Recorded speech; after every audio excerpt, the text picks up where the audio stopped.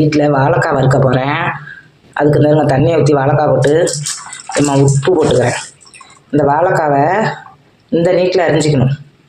அரிஞ்சு ஒரு வேக விட்டு எடுத்து கொட்டி காட்டுறேன் பாருங்க. அப்படி தான் வறுக்கணும். சூப்பராக இருக்கும். கறி மாதிரி நல்லாயிருக்கும். வாழைக்காய் வறுக்க போகிறேன். எண்ணெய் சட்டி வச்சு எண்ணெய் ஊற்றிருக்கேன். விட்டு வெங்காயம் கருவேப்பிலெல்லாம் போட்டுக்கிறேன். அவ்வளோதான். கொஞ்சம் நேரம் வதக்கிக்கணும். இதை கொஞ்சம் நேரம் நல்லா வதக்கிக்கணும். கறிவட்டை சாமான்லாம் போட்டு நுணுக்கி வச்சுருக்கேன். அதில் ஒரு ஸ்பூன் போட்டுக்கணும்.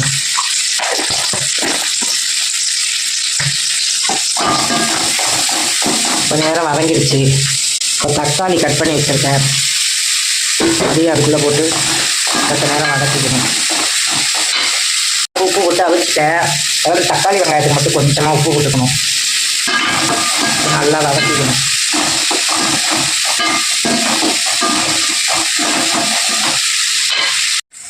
இப்போ வெங்காய தக்காளிலாம் நல்லா வதங்கிட்டு அதில் கொஞ்சம் இஞ்சி பூண்டு பேஸ்ட்டு போட்டுக்கிறேன்.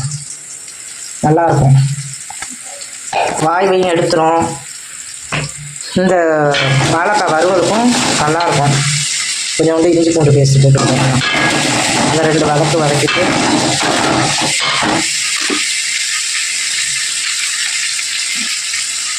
இஞ்சி பூண்டு போட்டு நல்லா வதக்கியாச்சு. இந்த வெவிச்சு வச்சுருக்க பாருங்க உப்பு போட்டு அந்த வாழைக்காவும் அதில் ஏற்றிக்கி 2 வாழைக்காய் அதில் போட்டுக்கணும். கொஞ்சம் தேங்காய் மட்டும் அரைச்சி ஊற்றிக்கணும். ஏன்னா கறிப்பட்டை மசாலாவில் எல்லா ஜமானும் போட்டிருக்கோமா அதில் இருக்கும். கொஞ்சோண்டு சிக்கன் 65 மசாலா போட்டுக்கணும். சூப்பராக இருக்கும். வாழைக்காய் வறுவல் நீங்கள் இந்த மாதிரி செஞ்சு பாருங்கள். டிஃப்ரெண்ட்டாக சூப்பராக இருக்கும். இது மாதிரி செஞ்சு சாம்பார், ரசம், கீரை தண்ணி சார், இது மோர் குழம்பு எல்லாத்துக்கும் தொட்டுக்கலாம். அவ்வளோ சூப்பராக சாந்தோட அவ்வளோ அருமையாக இருக்கும். வெங்காயம் தக்காளிலாம் போட்டு இந்த மாதிரி வறுத்தீங்கன்னா கறி வறுவல் மாதிரி இருக்கும். அவ்வளோ அருமையாக. இந்த வீடியோ பிடிச்சிருந்தால் லைக் பண்ணுங்கள், ஷேர் பண்ணுங்கள், சப்ஸ்கிரைப் பண்ணுங்கள். தேங்க்யூ.